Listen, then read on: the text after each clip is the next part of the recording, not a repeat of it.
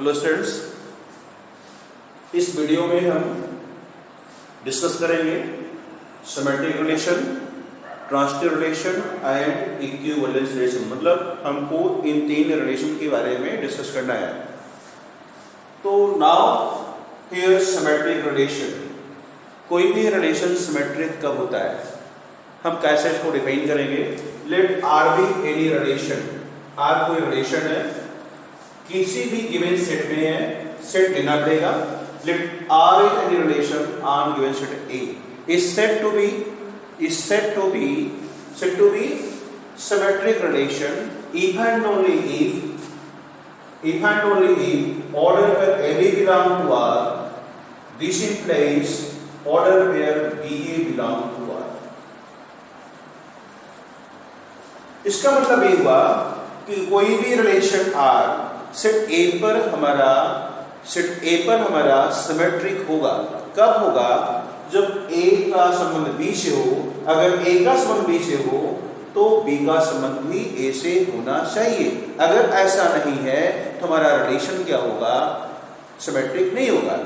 For example, let R1 is equal to 1 1 2 2 1 3 2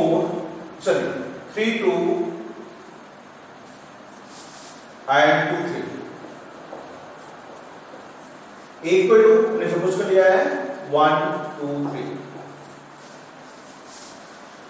आप यहां देख सकते हैं, यू कैन सी हियर 1 का संबंध 2 से है, A का संबंध B से है, तो B का संबंध A से होना चाहिए। अगर A भी R को बिलोंग करता है तो B भी R को बिलोंग करना चाहिए।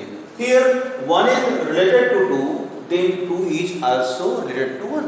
Similarly, if 3 is related to 2, then 2 is also related to 3. And these elements also belong to set A.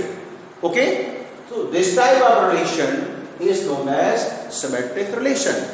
Second example, although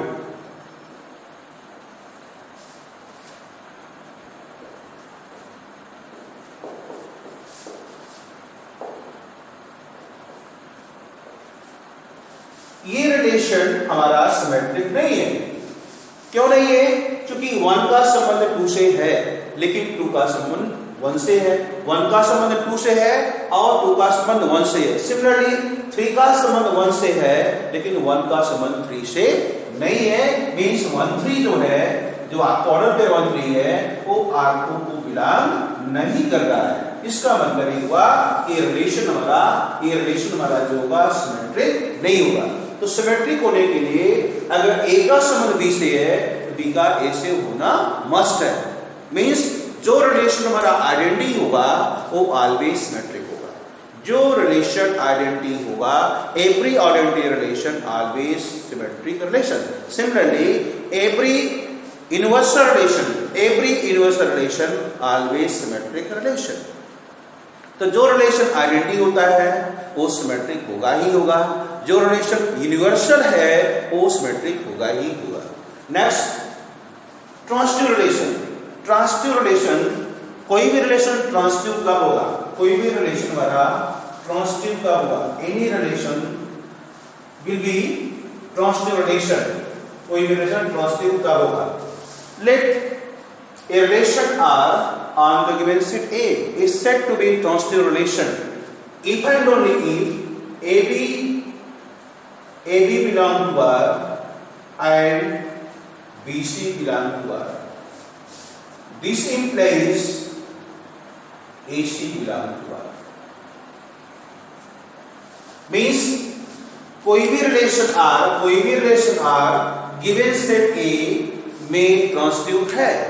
means transitive तभी होगा अगर A का संबंध B से है, B का संबंध C से है, तो A का संबंध C से होना मस्ट है। मींस अगर A इक्वल टू B है, B इक्वल टू C है, A इक्वल टू C उस रिलेशन में होना चाहिए। अदरवाइज वो रिलेशन हमारा ट्रांजिटिव नहीं होगा। For example, R1 equal to 1 2 2 3 1 3। Here you can see 1 is related to 2 2 is related to 3, 1 का संबंध 2 से है, 2 का संबंध 3 से है, तो 1 का संबंध 3 से है। क्लियर। A का संबंध B से, B का संबंध C से, A का संबंध C से है। मींस ये जो रिलेशन हमारा है ये ट्रांजिटिव रिलेशन है। सेकंड एग्जांपल,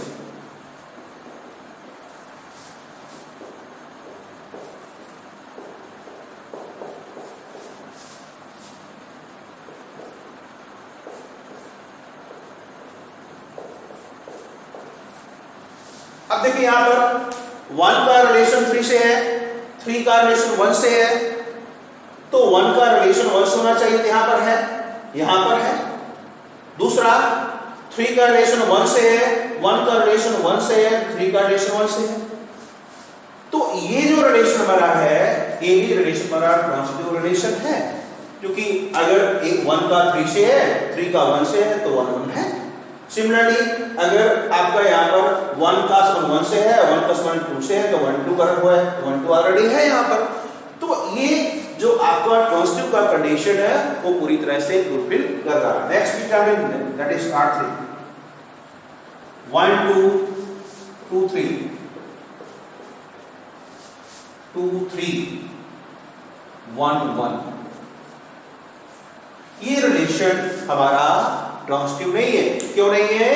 क्योंकि 1 का संबंध 2 से है, 2 का संबंध 3 से है, तो 1 का संबंध 3 से होना चाहिए। लेकिन यहाँ पर 1 3 जो है ऑर्डर पेयर को बिलोंग नहीं, मींस R3 को बिलोंग नहीं कर रहा है। इट मींस ये जो रिलेशन है हमारा ट्रांजिटिव रिलेशन नहीं होगा, ये हमारा रिलेशन ट्रांजिटिव नहीं होगा। तो ये समझ में आया कि कोई भी रिलेशन ट्रांजिटिव तब होता है जब A का संबंध B से हो, B का संबंध C से हो, तो निश्चित रूप से A का संबंध C से होना चाहिए। अब अगर R कोई भी रिलेशन अगर आपका रिफ्लेक्सिव है, आपका सिमेट्रिक है, आपका ट्रांजिटिव है, तो निश्चित रूप से वो रिलेशन पूरा का पूरा क्या होगा? इक्विवेलेंस होगा। Any relation R is said to be equivalence relation. Any relation R is said to be equivalence relation if and only it is reflexive, it is reflexive, it is symmetric, it is transitive. जो relation reflexive भी हो, जो relation symmetric भी हो, जो transitive हो, ऐसे relation को हम इक्विवेलेंस रिलेशन बोलते हैं। अब हम बच्चों नेक्स्ट वीडियो में इन रिलेशन के एप्लीकेशन के बारे में बताएंगे और इनके द्वारा हम कैसे क्वेश्चन को करते हैं। ओके।